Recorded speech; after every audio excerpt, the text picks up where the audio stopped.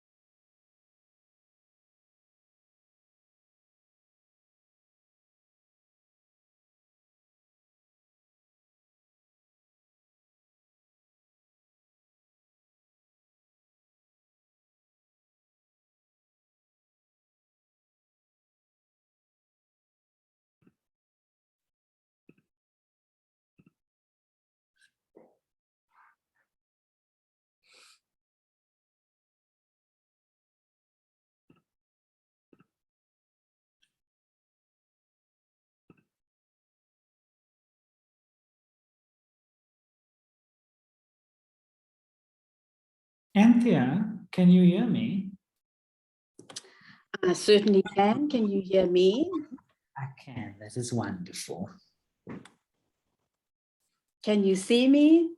I can see you. I can feel you. Yeah, I am sitting in my lounge. Looking lovely.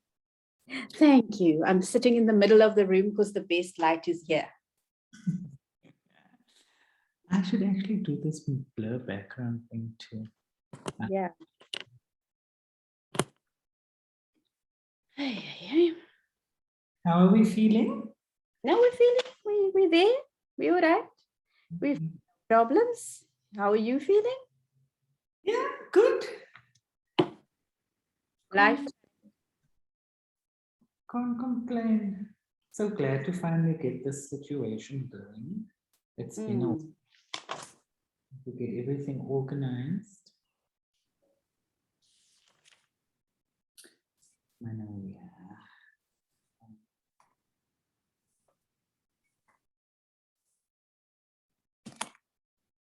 About 15 minutes. Dorothy should be. Hey? So we have about 15 minutes. Yeah.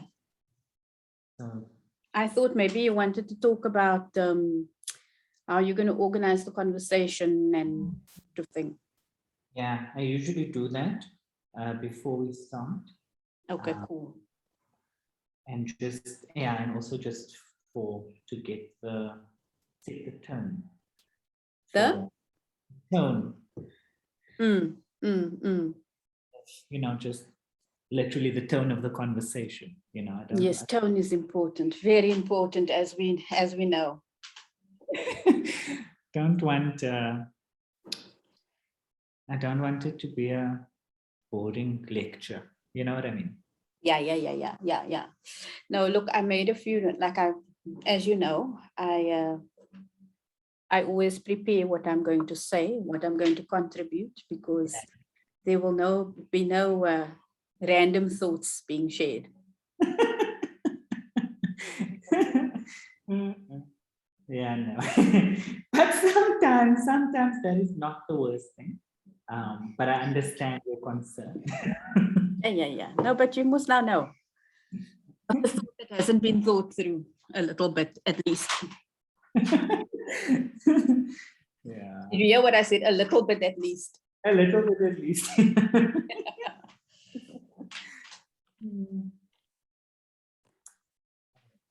Because I think, as I was preparing, it's a very interesting sort of intersection of three different dimensions. Yeah. I like these conversations though, because, well, at least the way that I try to set them up, because it's, there's always stuff that you didn't anticipate that comes out. Yes. And it makes the conversation so much better. And also always things that it helps you then to develop your thinking further. Yeah.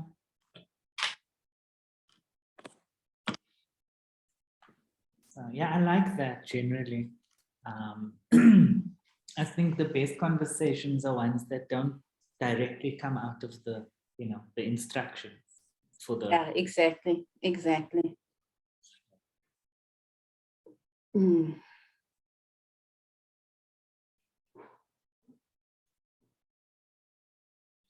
Let me just get my other phone, because if Dorothy calls me, it will be on that one.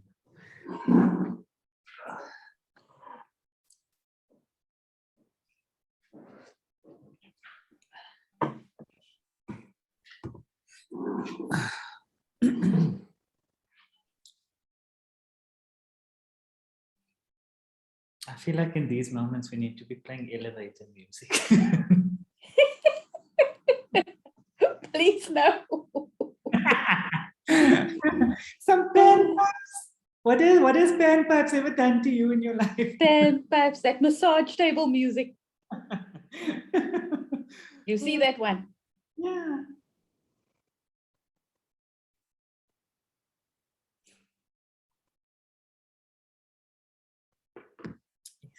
Wait, I'm going to give Dorothy a call, just anticipating there might be difficulties.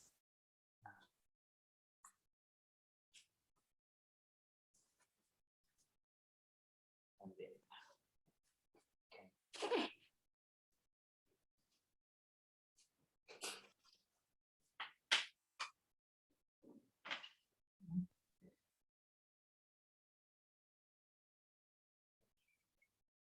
I really must get a ring light, you know, then I can sit anywhere I want to. Yeah, it helps.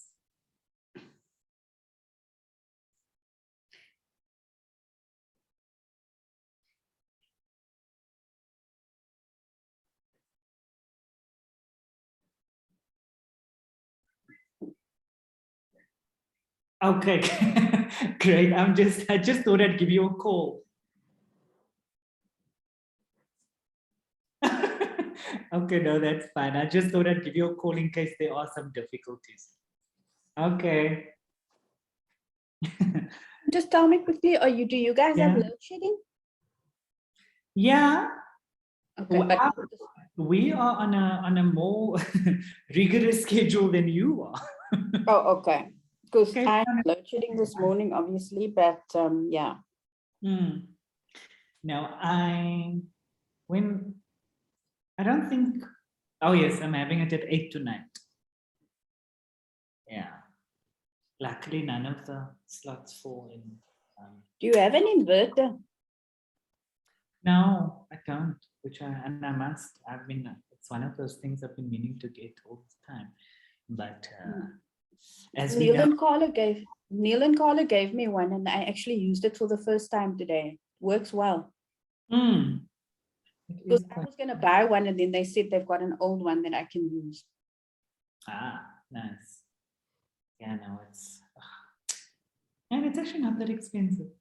No, it isn't.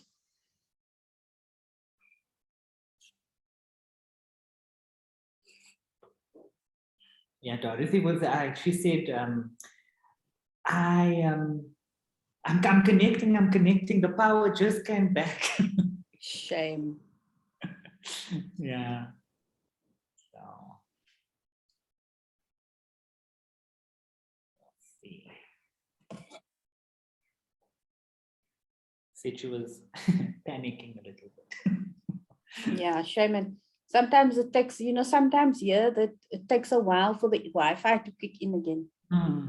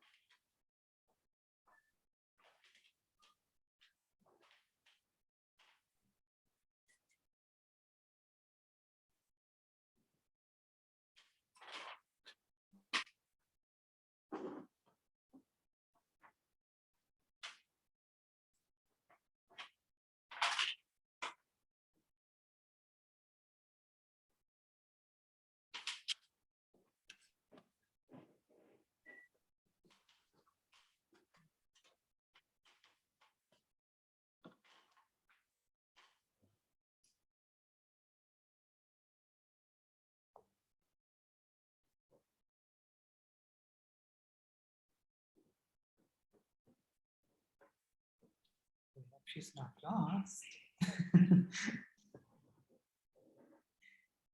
That's it. No, I mean, she said she was connecting, but waiting for the evidence of such a thing.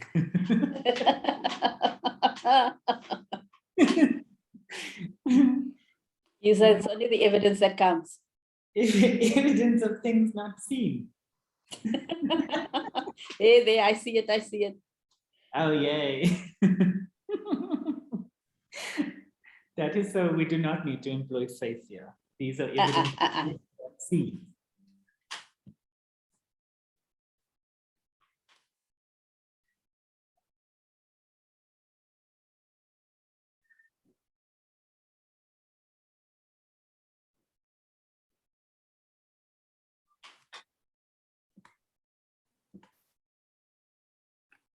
Hello, everyone. Can you hear me? Yes, and we can see you too. Okay, thank you. Well, Sorry about that delay. Yeah. no, that's all right. Hi. I was actually panicking because there was no electricity and I couldn't log in. So it just came in time. So yeah, Bless. I'm happy to be here. Hello, Yeah. my friend. Hi, friend. How are you? I'm good. Yeah. Yeah, of course, I didn't anticipate that load shedding would be sprung upon us with Yes. no notice this week. So Yeah. Yeah. when I set the dates and the times, I was like, yeah, okay, everything will be well. Yes, it's true. That's very, very true. Dude, as if we've ever been warned. Truly. All right. That's 3 on the dot. Mhm.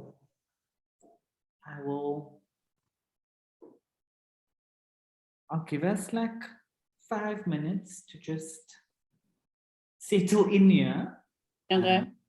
And then also just have a chat about the order of things. So with these webinars, so what we do with them, so there might be people who tune in, there might not be. That is fine. These conversations are obviously they're going to be archived so that people can access them at any time when they need to. So of course the need for an audience right now it's not all that great.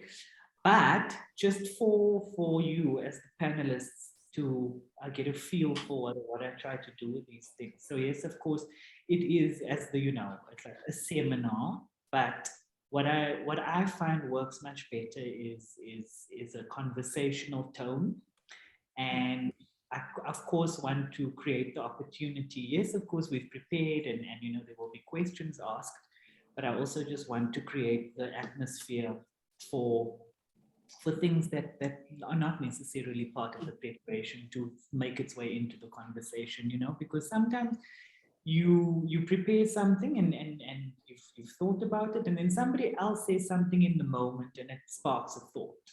And I want for us to be able to share those thoughts when they come and not feel like, oh, this wasn't part of the plan kind of thing. So, and then just time-wise, I think we can just be, for this conversation between the three of us, I think we can take about at most 45 minutes. You know, if it runs over, that's fine. But that's generally the ballpark of the time that we work. So yeah, I don't know, before we start, are there any questions from either of you? No, I'm good. Oh, All right. Okay. Just check a few things.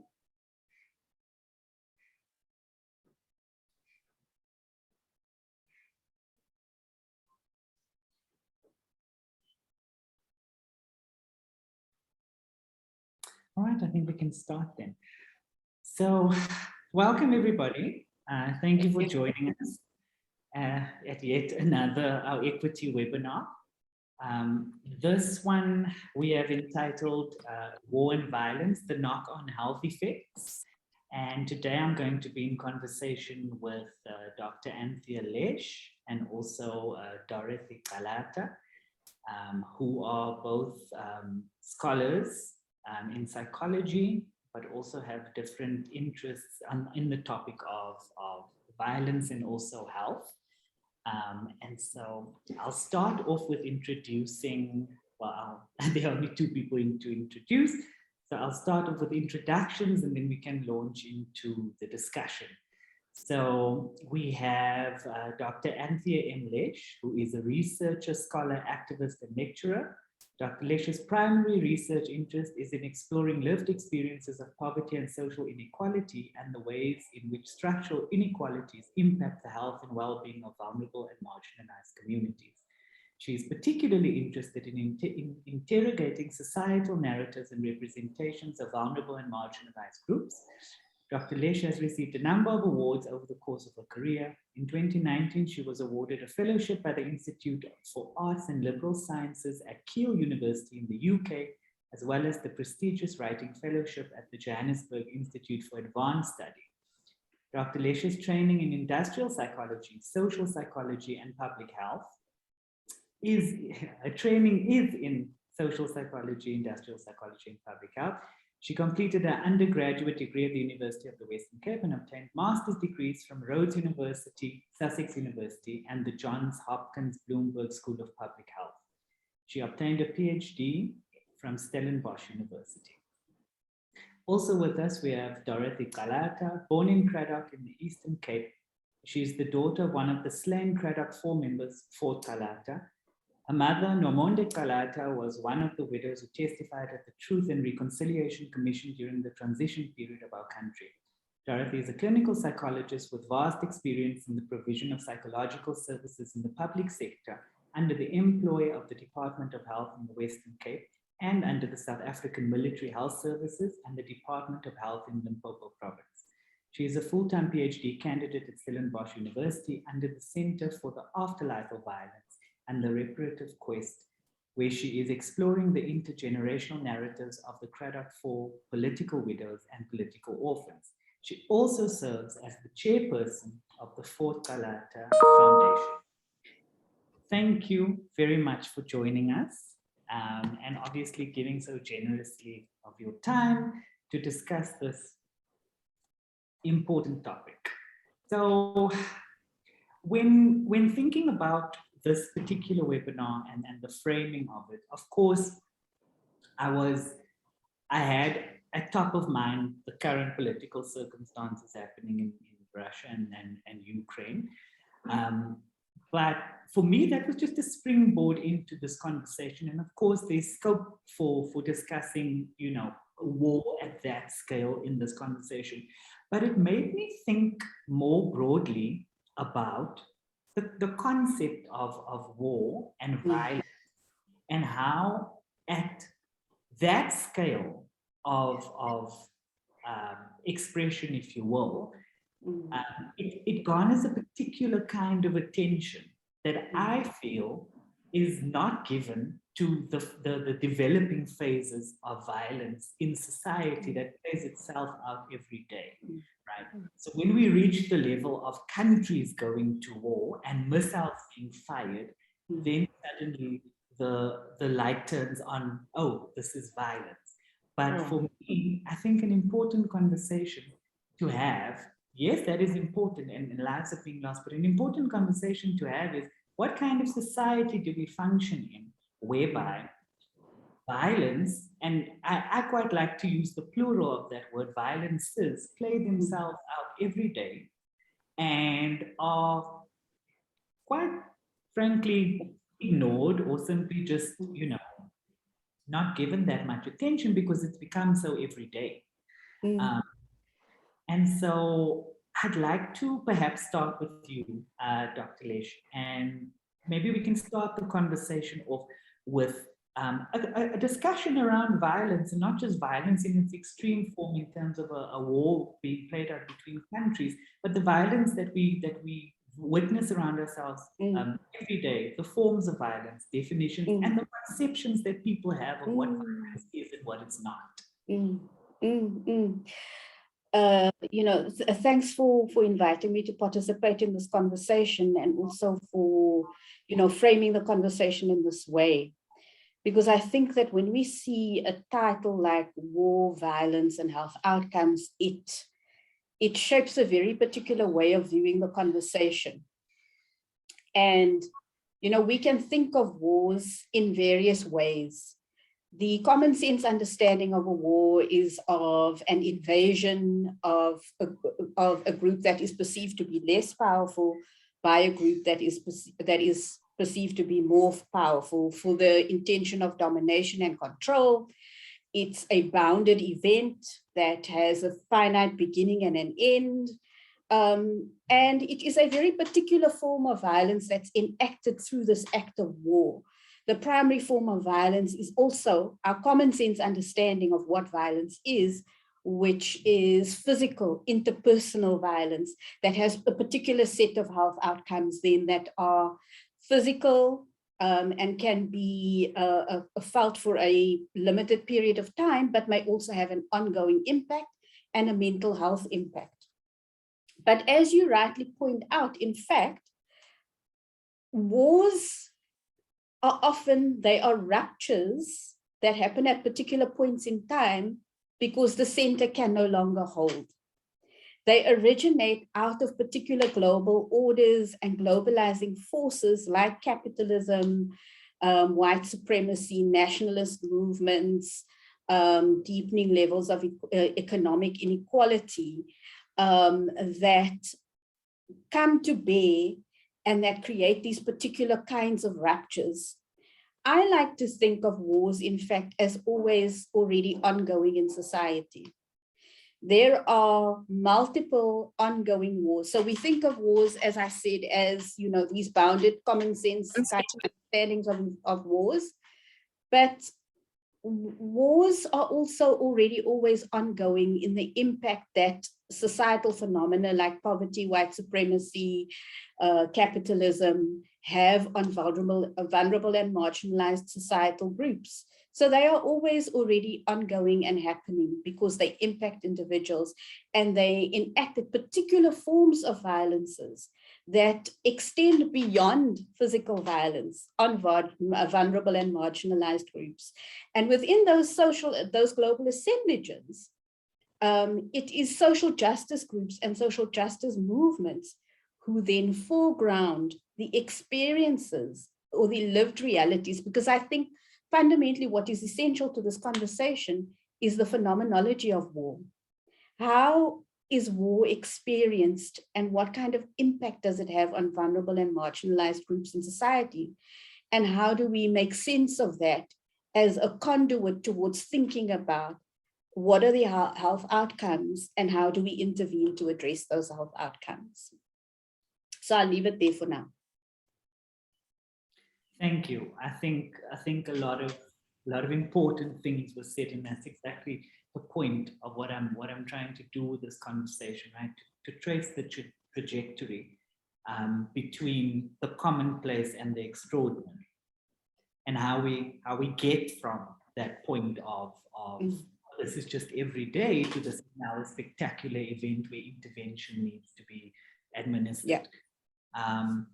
Dorothy, if I can bring you in, I think of, and I'm obviously aware of the work that you do, which I think, like with many of us, it's inspired by personal circumstances, and it's important to note also how we can't be above the things that we research. We can't be above the scholarship that we engage in, because all of this affects us on a daily basis.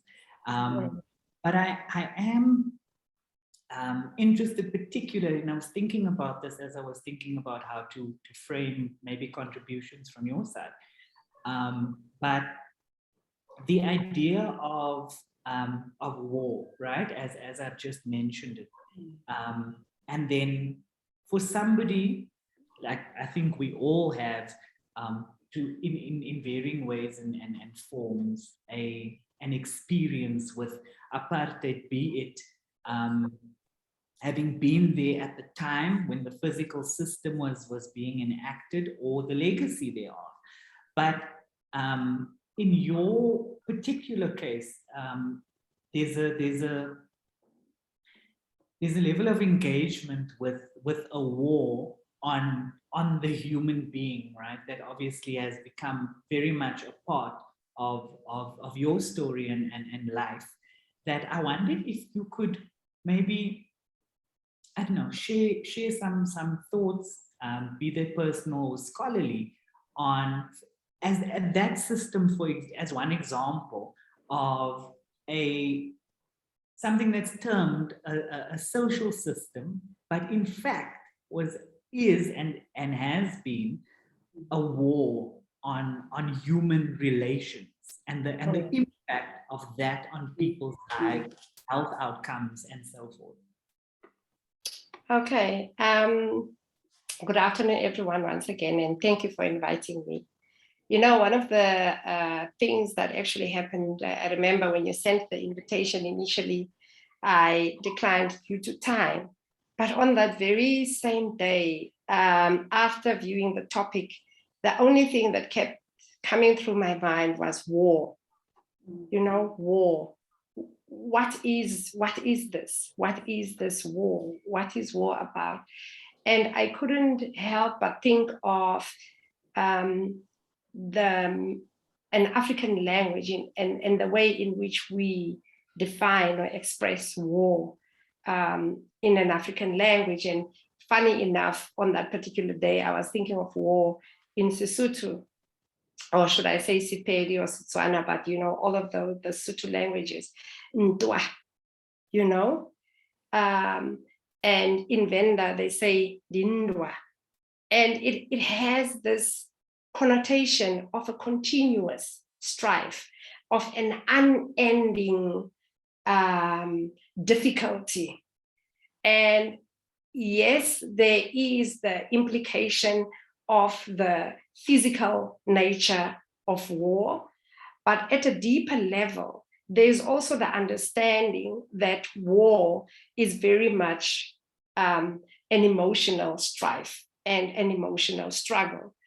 And I think when I think of this immediately, then my mind takes me to trauma and the definition of trauma itself, and how that also came about. In Xhosa, trauma, linxeba, it's a wound. Others would say sisvubeko, which means it's a mark, you know.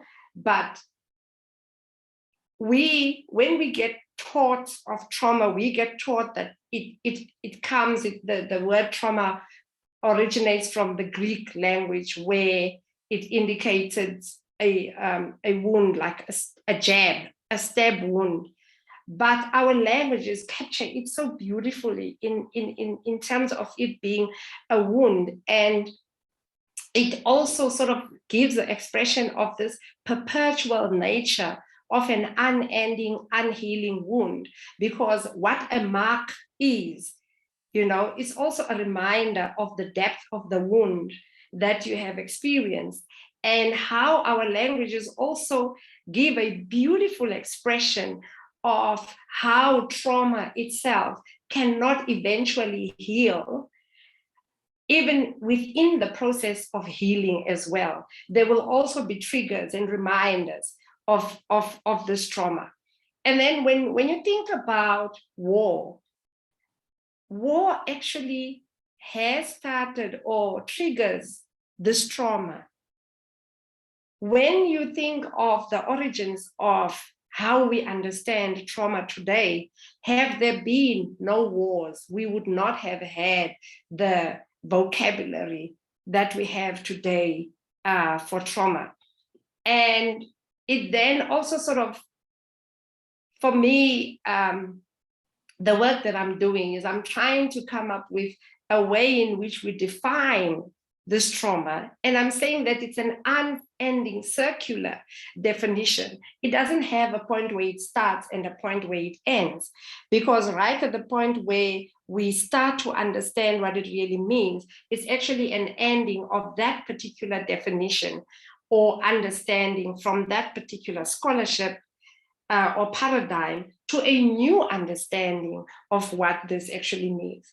So my work is very much personal as much as it is public work.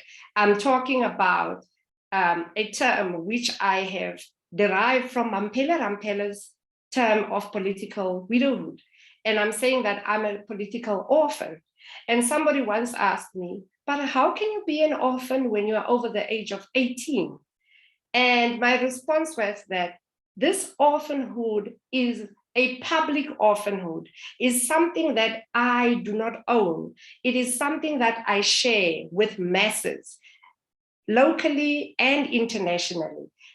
To be a political orphan, it is because you have suffered the consequences of war.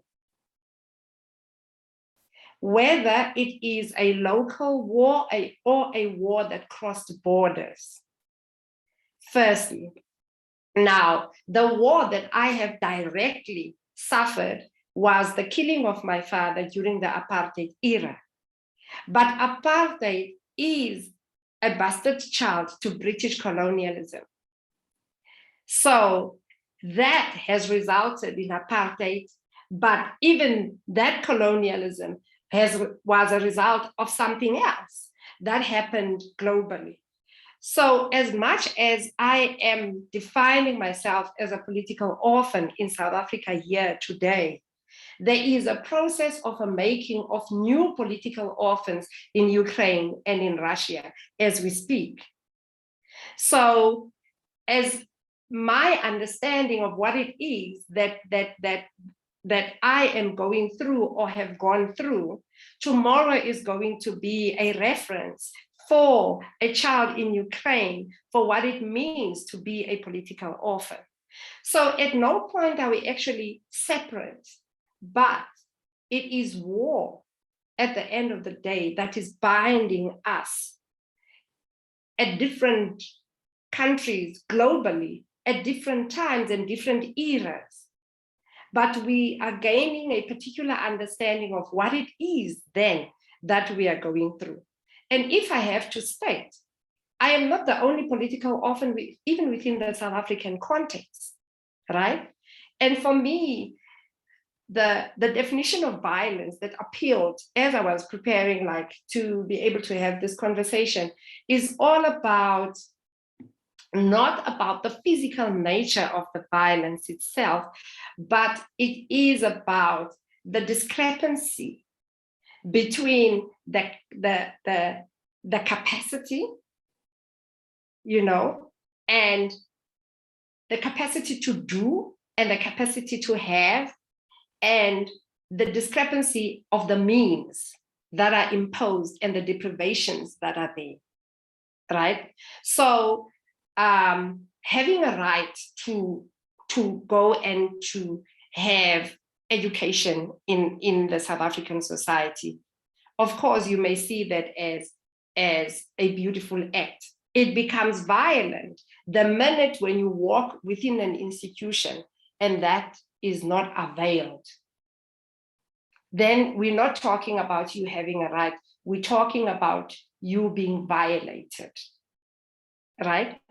Having the right to walk into an institution like a clinic and to be assessed and to get assistance with immunization for COVID.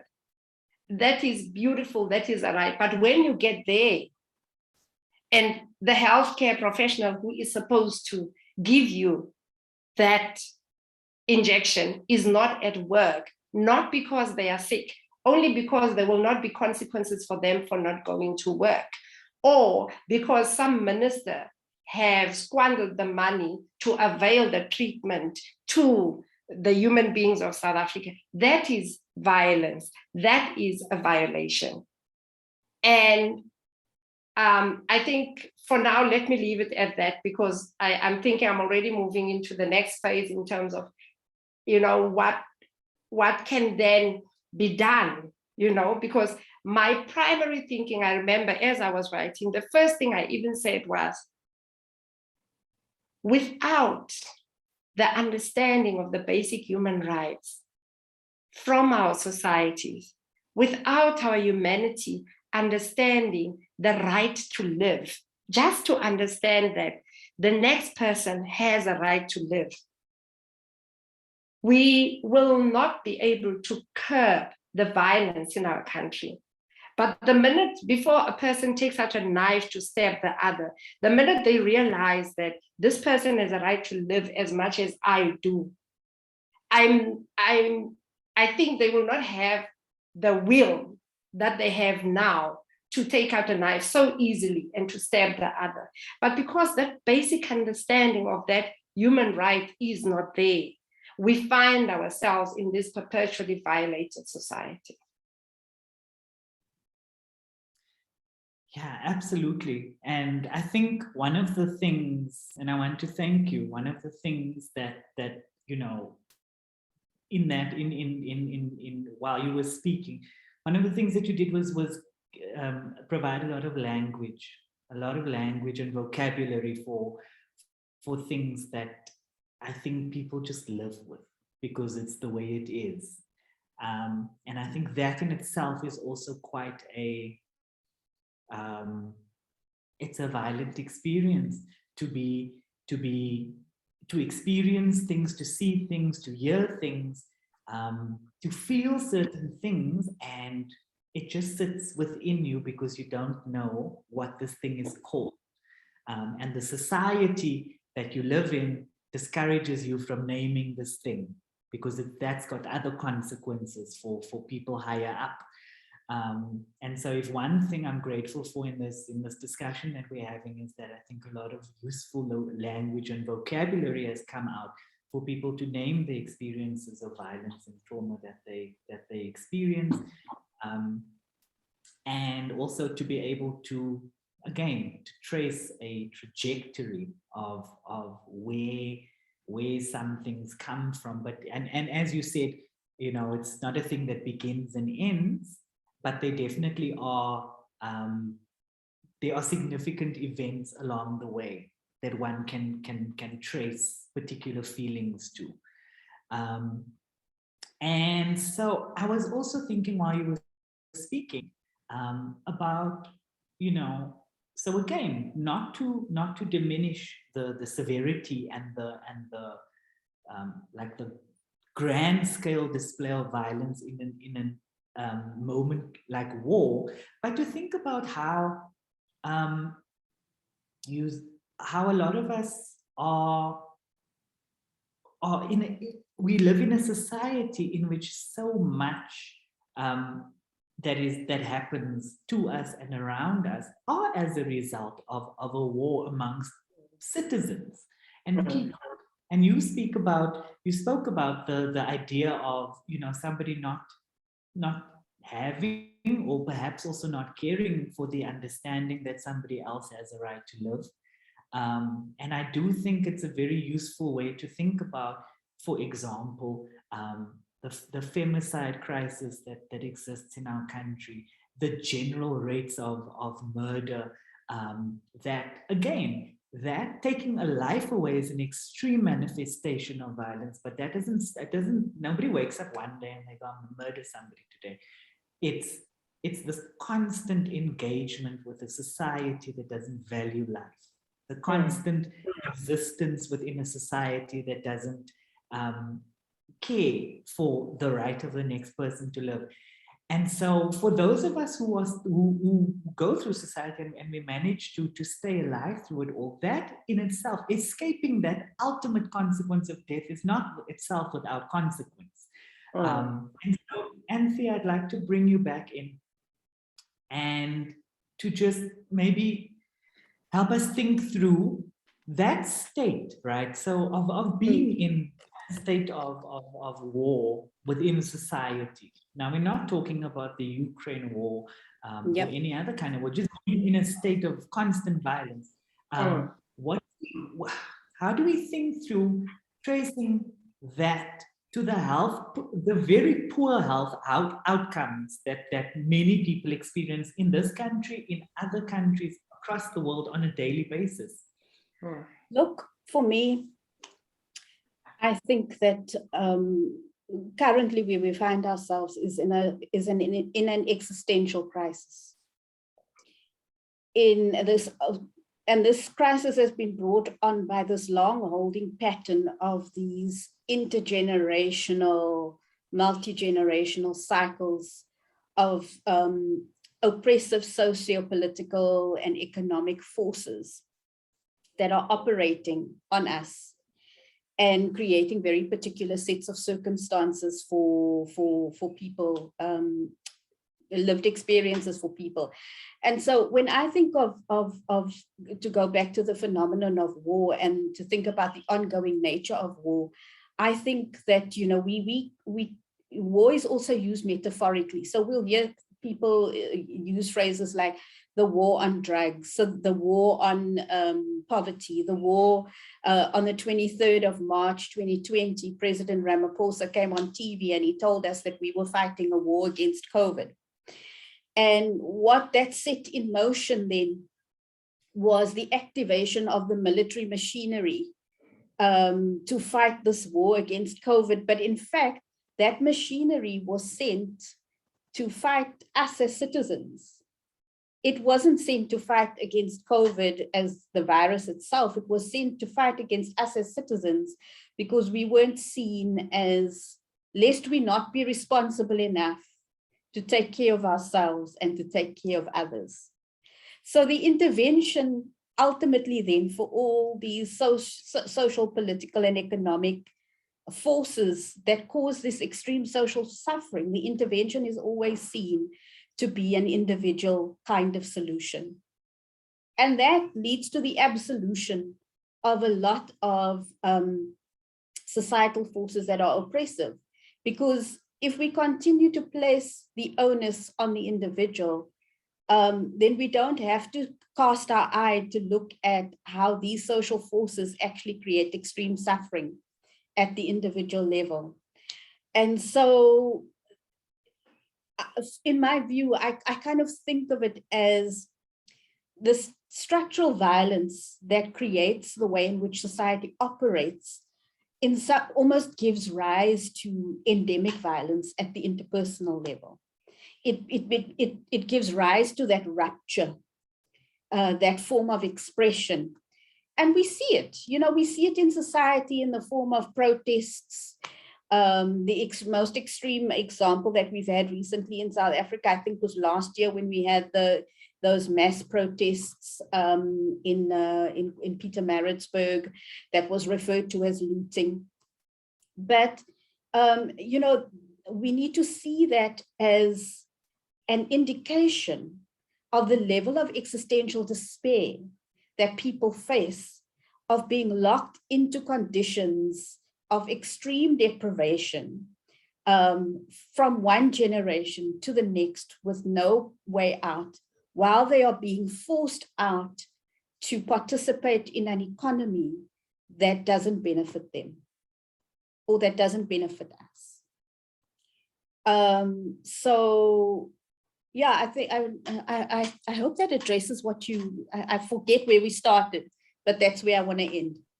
Yeah, yeah. I mentioned, and perhaps before you end, if I can draw you back in, just to address the point specifically about how this impacts the poor health outcomes that we see. Okay, so health outcomes, so the risks or the threats to health and well-being reside in the environment. So they reside in the social, the political, and the economic. And there's no single cause for poor health outcomes. Poor health outcomes result from ongoing exposure to multiple intersectional vectors of risk. Poverty is a huge vector of risk. We can refer to poverty as in effect almost acting like a comorbidity.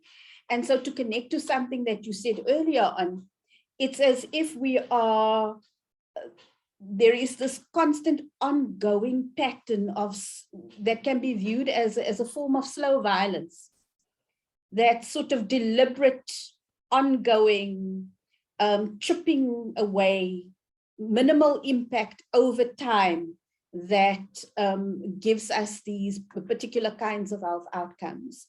So to address that question specifically, the vectors of risk are intersectional. They come from outside of us, but often we are the ones, the person who is experiencing the poor health outcome bears the blame and the responsibility and is seen as the one who has failed, when in fact, it's a collective failing. It's a societal failing. Absolutely, absolutely. And so something, the term that you use, slow violence, then links me back to the example that Dorothy used earlier of, for example, going to a clinic and you are turned away because you can't be helped because there's no consequences for the doctor that didn't come in, or whatever the reason is. I think, Dorothy, so I think that then for me speaks also to a form of almost systemic neglect, right? So it is in as much of what we are talking about, is in the deliberate actions of violence, acts of violence against people, built into systems. But on the other hand, it's also about what is not done. It is also about what people neglect to do, you know. So there are there are people who are elected or appointed to positions with the express responsibility to do certain things. And those actions are to have outcomes for people to improve their quality of life. But perhaps we can talk a little bit as well in this context of violence, of inaction and neglect as a form of violence.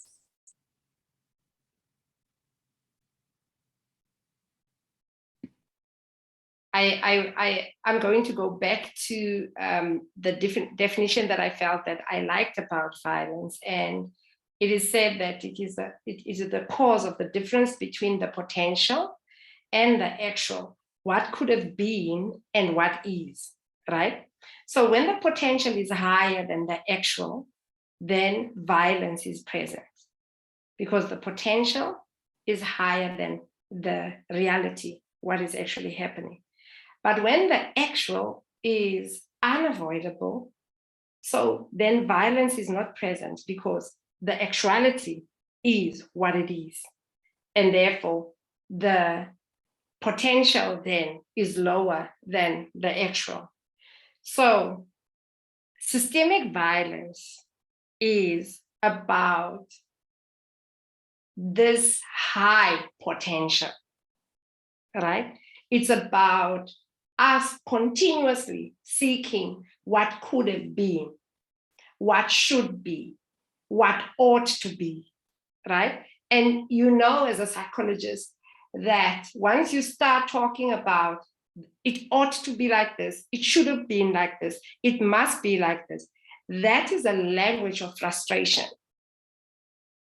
Because a desirable language then would be, it would be better if things could be like this, but they are not.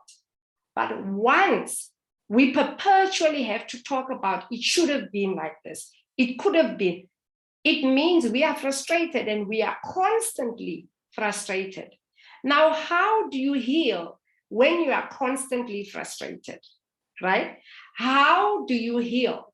And I am not talking about healing an individual here.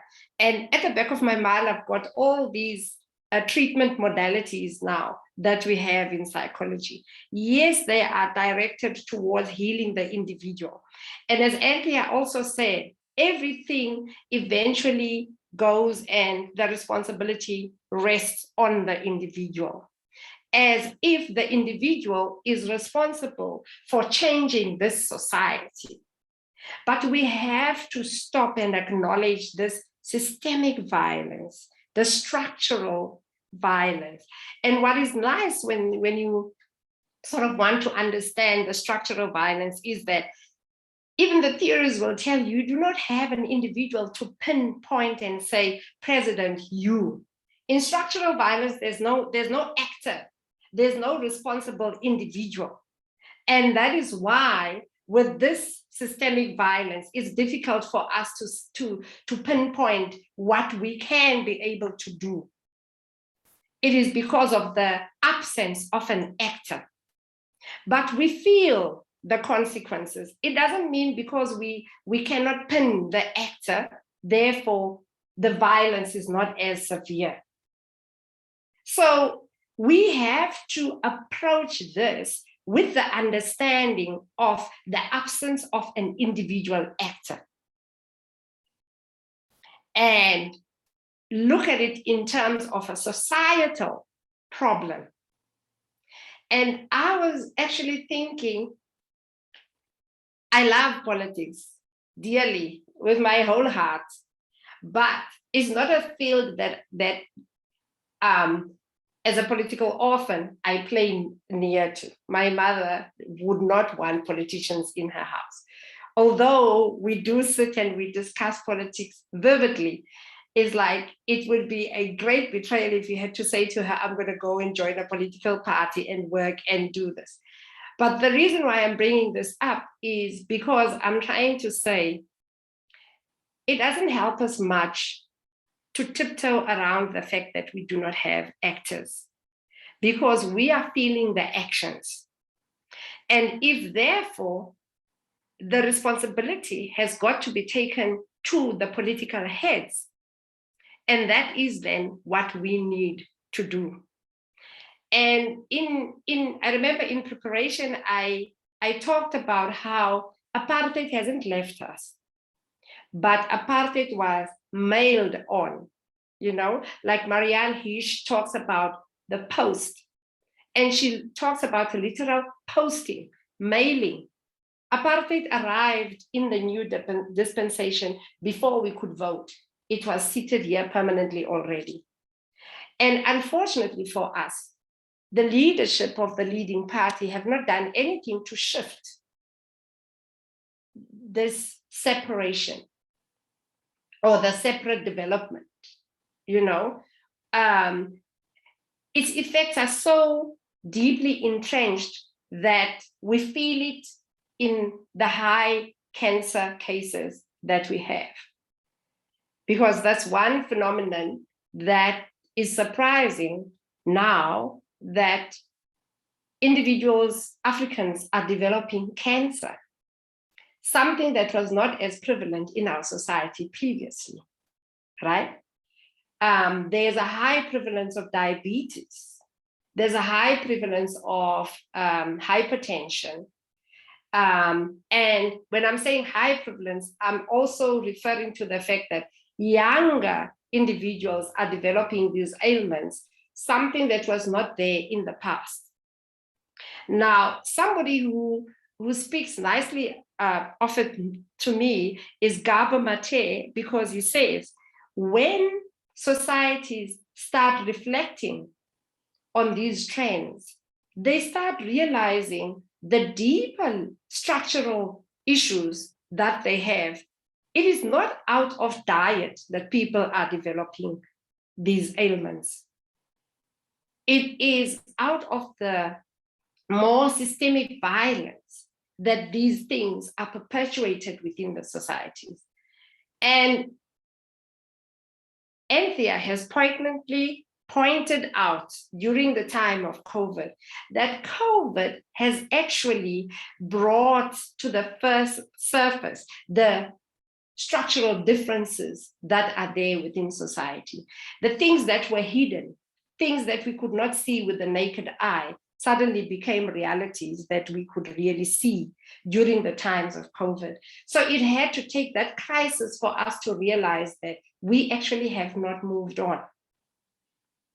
And we actually are perpetually violating our society, you know? And it's with each deprivation, either of oxygen for somebody to breathe, we are violating more than the individual that we are affecting at the time. So we have to sort of strive to make the actual a reality better than the potential. So it's not something that we will achieve individually, but collectively, yes, we can. And it's going to be very difficult if we do not, as a society, stop, all of us, stop at some point and reflect on things. Yes, it's okay. The perpetual stealing of land can continue. It is fine. But what it does is, I'm going to make a practical example, Stellenbosch. Now, there's a community there, a colored community at Cluttersville. The white community has started developing flats around the community of Cluttersville, which by implication means Cluttersville cannot grow. Whatever little housing is there in Cluttersville, that is as much as they will have. It means that for generations, new generations who will come, who want to live at Cluttersville, they will not be able to. At some point, they will have to leave the area of their birth and go find themselves space. I don't know where they can live in, because the society that they grew up in is enclosed in the name of expansion, right? And it's not only happening in Cluttersville. I'm making a practical example of what I could see and experience with my naked eye, but I'm definitely sure it's happening in all other societies as well. But when is it going to stop? Because at a deeper level, it is a violation.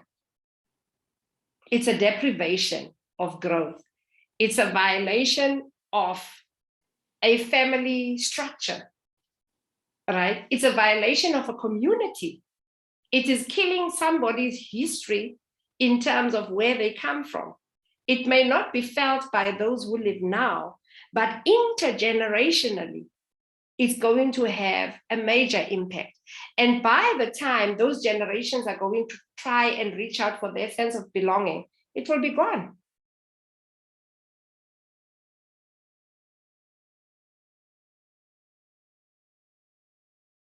And I mean, we're talking about healing. Healing is not a process that is only meant for me as an individual now. It is not just about taking my frozen trauma. It is not just about taking the distress that I have now immediately. It is also about primary prevention, so that whatever distress I went through now the next generation does not have to experience. You see, we are fighting against COVID, but we are supposed to fight against COVID in such a way that we prevent the next generation to have to fight against COVID. Otherwise, if all generations are still continuously going to fight against COVID, then it would mean that we haven't done enough within our time to prevent our generations from dying from this.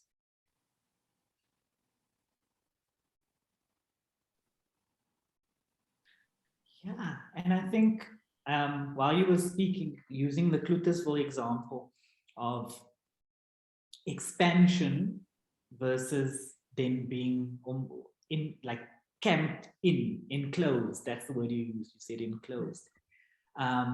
I think it's also quite a useful way of thinking about the effects of this ubiquitous violence in society that encroaches further and further on people's, like you use the term, and I love a lot of my work is also about understanding belonging and people's sense of it. And so I'm so pleased that you use that term, because I think it's an extremely undervalued concept, you know, in terms of its importance for how people form society, which in itself is a collection of various kinds of communities, but within that is the concept of connection and belonging. And encroaching on and violating that sense is something that, I mean, it's been happening for centuries, but it is surely something that will have a much more dire consequence as time goes by for people. And so I thought, yeah, I was just thinking as you were speaking that it's such a useful way to think about what violence does in society when making people feel more and more and more enclosed, and having less space to live, and essentially also in literal ways in terms of the actual impact on people's health, but then also figuratively the ability to breathe. And so thank you for that contribution.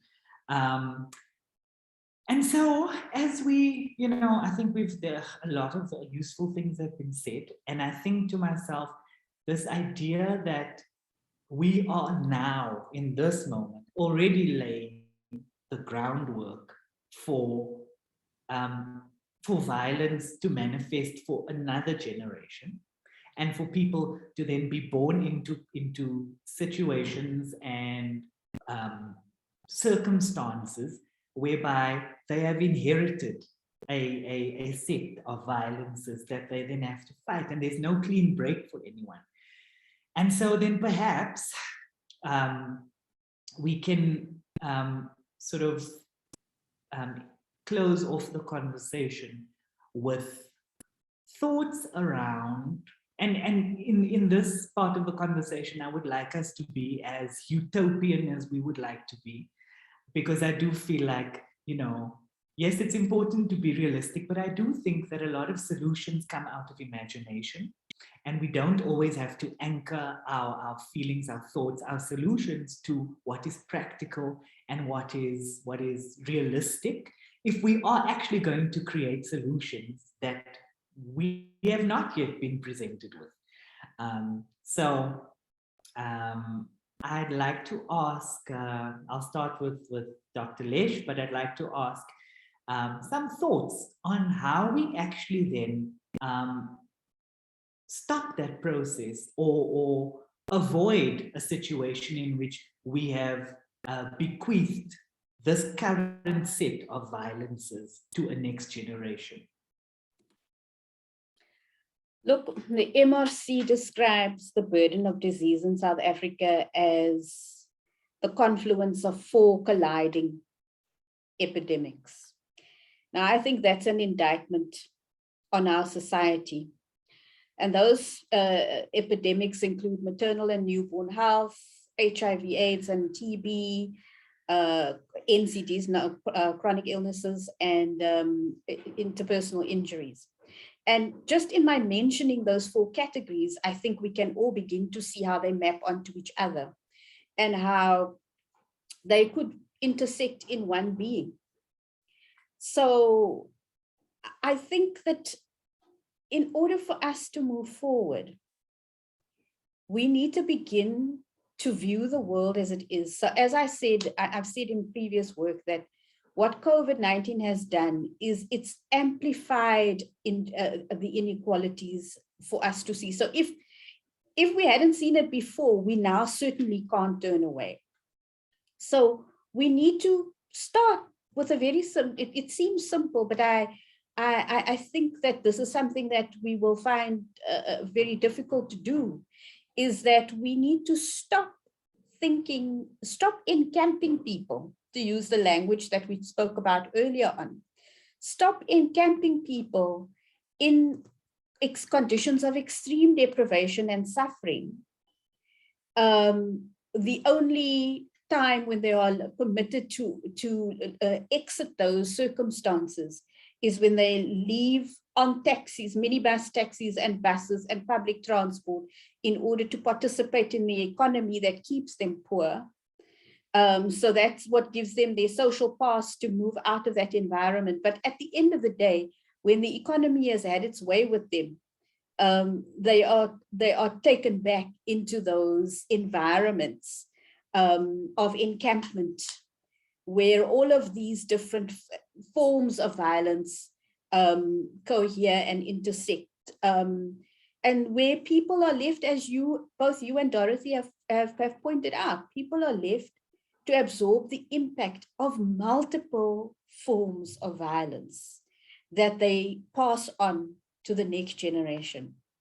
So using the language that I use in my work, we need to begin to think about, how do we create enabling environments? How do we create communities as sites of well-being and not sites of deprivation? What are the actions? Who needs to be involved in those conversations? And it's a collective responsibility, because the solutions lie in addressing the levels of the social, economic, and political factors that create the phenomenological or the lived experiences of individuals, and that translate into what we see manifesting on the surface as poor health outcomes.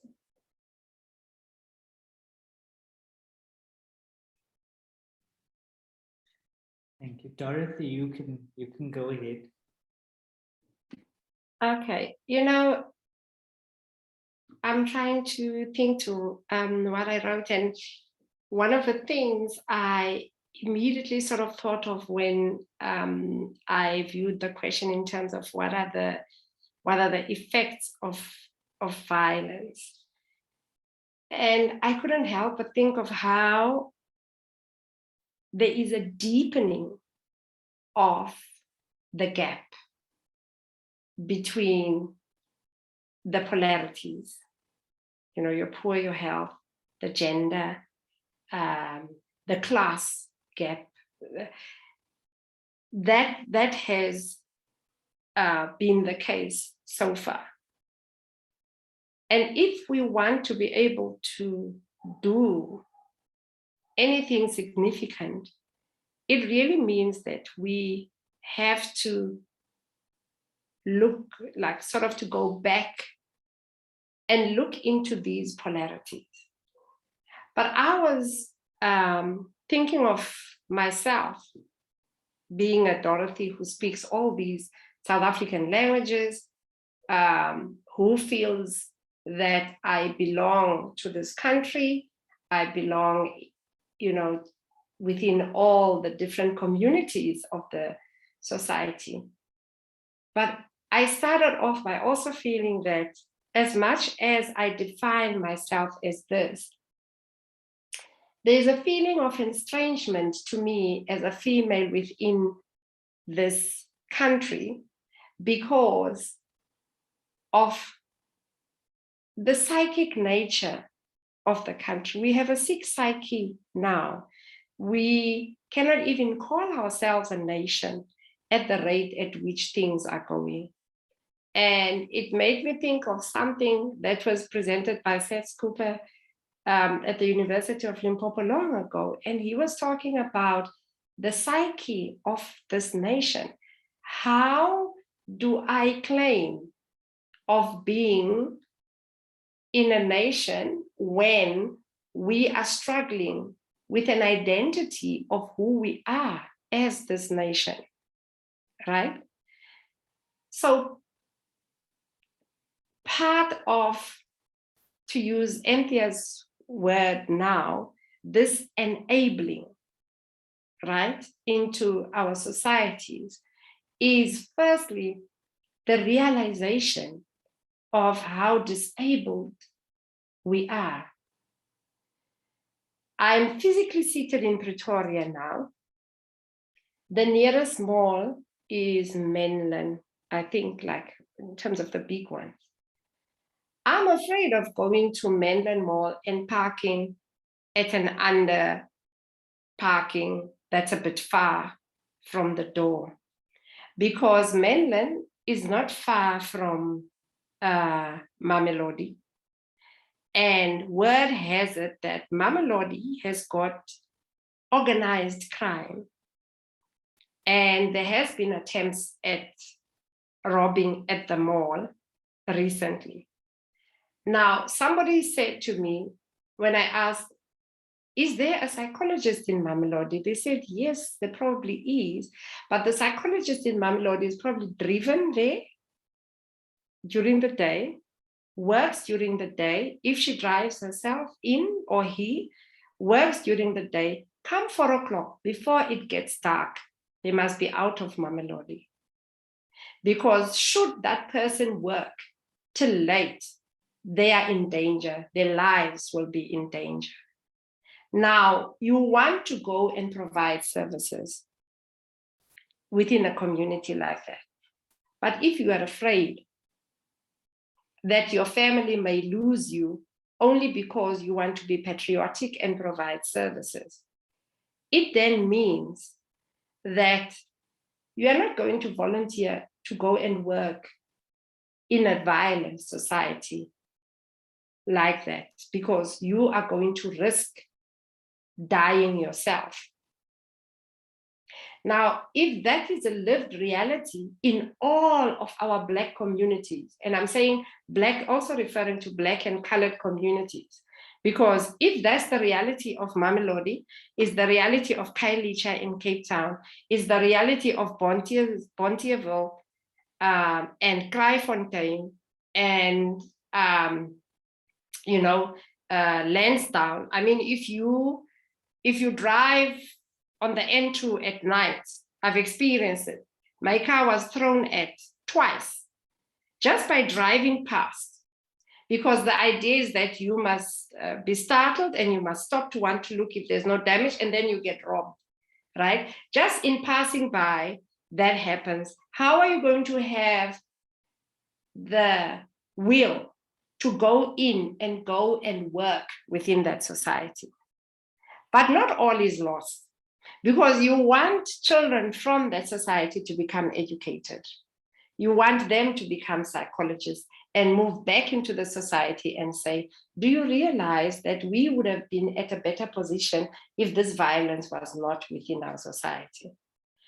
But things are structured in such a way that the minute that child achieves, that child has to leave that society and go and live in a white suburb somewhere where they feel safer. Now, the problem is, why is it safer in a white suburb? Why is it not safe in Khayelitsha? If all our lives matter, right? If all our lives matter, why is it safer elsewhere and it's not safe at another place?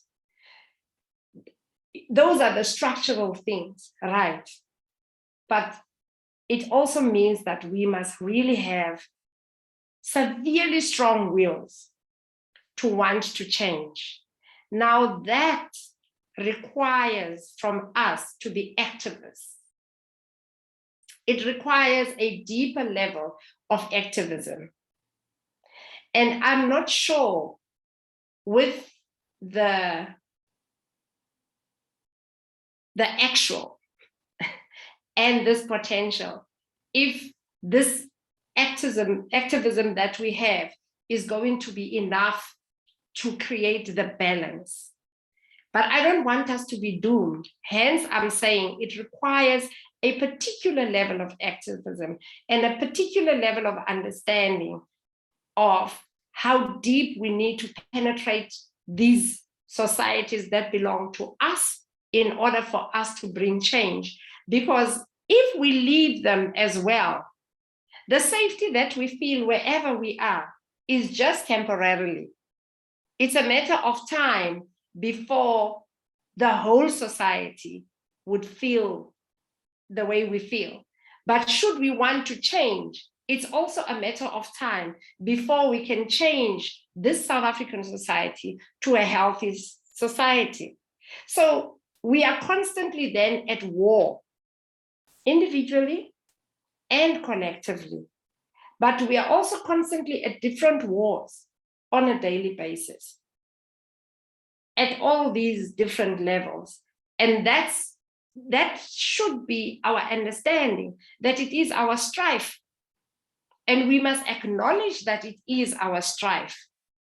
And therefore, that we can take up arms to strive together so that eventually we can have societies that we can drive into at night without feeling afraid, right? Societies where our parents don't have to wake up at 3 o'clock for a COVID vaccination. Societies where our parents don't have to wake up at 3 o'clock for receiving their social grant.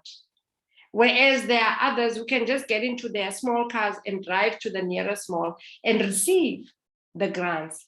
Others can just walk into the nearest clinics and receive the COVID vaccination. They don't have to go through the struggles that our people have got to go through. So if we are then looking in terms of what we must do, the activism is our response, our answer. But we also have to understand that that is also going to require a lot from us then, for us to be able to sustain that, because we do have quite a huge burden that we are still having to face. Those who say they are free, I don't think they really are. None of us really are free until the rest of the people in our country are truly free. You know, when you just think deeper, even if you have a small family, count the number of individuals who are unemployed in your family. And then you're going to realize the depth of the problems that we have within our society. Yeah, I think, from what both of you have said in that sort of closing statement, if you will, made me think of relating back to a previous point that you made about, British colonialism and those things. So there's been this century in terms of South Africa and the society that it has, that it is, and that has been created and then called South Africa. There has been centuries and centuries of an environment of violence created. Like I personally believe that this society that we now call South Africa itself was founded on violence. The reason why it exists is because it was willed into being through acts of violence. Sure. And that is I suppose what we would now refer to, that was sort of given to us via a form of state violence. And I don't think it was always called a state, but it is now. And that, of course, has created this ubiquitous sense of fear, because I mean, violence is generally quite, it's generally responded to with fear, right? And so now we have a society in which we have, many people have almost co-opted that state violence in order to allow it to operate on a societal level. And so that systemic response to violence, which is fear, has also diffused throughout our society. And that it's a symbiosis, right? Violence persists because fear immobilizes people to respond to it in ways that ends it. But I think what I've definitely have heard from both of you in that closing statement is that a solution, which I agree with, a solution to if not ending it completely, at least turning the tide, is accepting a sense of diffused culpability. You know, we are all responsible. And not necessarily for the acts of violence, but we are responsible for creating, you know, the society that we are hoping to live in. And that speaks back to that, the actual and the potential, right? The potential is the society we hope to live in, and the actual is the society we live in now. So on the note of diffused culpability, I think it's a wonderful thought to leave this discussion with, and definitely to think on, think on more and more as we continue the work that we have been talking about for the past hour.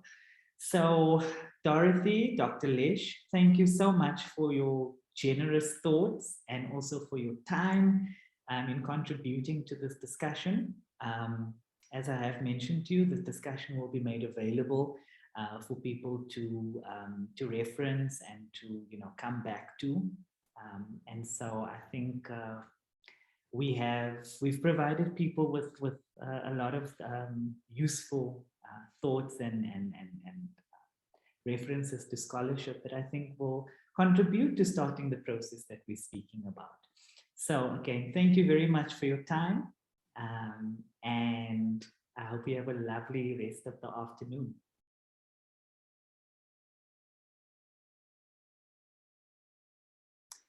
Bye, everyone.